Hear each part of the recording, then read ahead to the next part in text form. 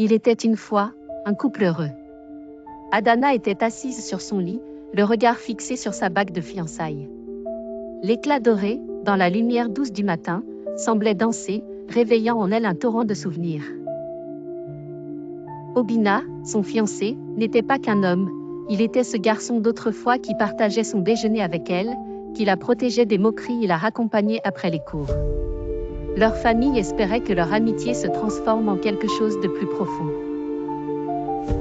Mais ce matin-là, quelque chose pesait sur le cœur d'Adana.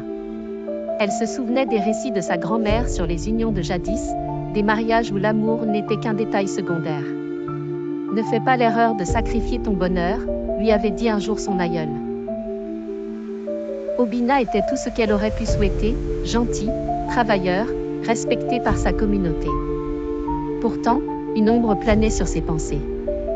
La nuit précédente, lors de la fête traditionnelle, un étranger était apparu, captivant l'assemblée par son charisme. Ses récits, teintés de mystère, parlaient de royaumes lointains, de forêts enchantées et de rivières chantantes.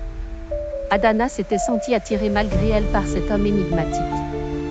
Après la fête, il lui avait adressé un sourire avant de disparaître. Ce matin-là, alors que le village s'éveillait, Adana ressentait un mélange d'excitation et de culpabilité. Elle ne pouvait nier l'étrange élan qu'elle avait ressenti. Était-ce simplement la curiosité pour un étranger, ou bien un signe que son cœur aspirait à autre chose? Elle décida de prendre une marche pour éclaircir ses pensées. En traversant les ruelles de terre battue, les salutations des villageois lui parvenaient, mais elle y répondait machinalement. Le marché s'animait déjà, rempli des senteurs de poissons frais, d'épices et de fruits mûrs. Mais Adana s'éloigna de l'agitation, suivant un sentier menant vers la forêt. Les arbres, majestueux et anciens, semblaient chuchoter des secrets à son passage. C'était ici, dans cette nature préservée, qu'elle trouvait toujours un apaisement. Elle arriva près d'une clairière où un petit ruisseau serpentait doucement. En s'asseyant sur une pierre, elle entendit une voix. « Tu réfléchis trop, jeune fille. » Sur le moment, elle crut avoir imaginé les mots, mais en se retournant, elle aperçut l'étranger de la veille. Comment pouvait-il être là, si loin du village? Ses yeux brillaient comme des braises, et son sourire, bienveillant, semblait cacher 1000 secrets. « Que faites-vous ici » demanda-t-elle, la voix tremblante mais curieuse. Il ne répondit pas immédiatement, se contentant de s'accroupir pour cueillir une fleur bleue qui poussait près du ruisseau. Cette forêt appartient aux esprits, tout comme elle t'appartient à toi, si tu sais écouter.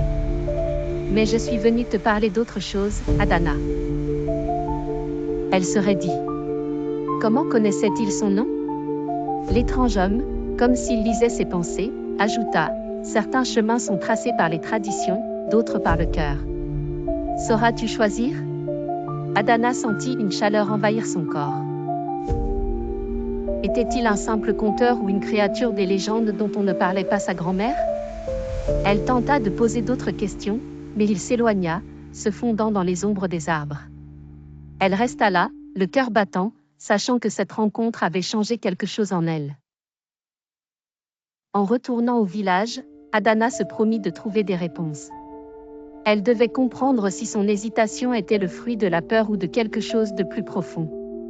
Pourrait-elle suivre les attentes de sa famille tout en écoutant les murmures de son propre cœur?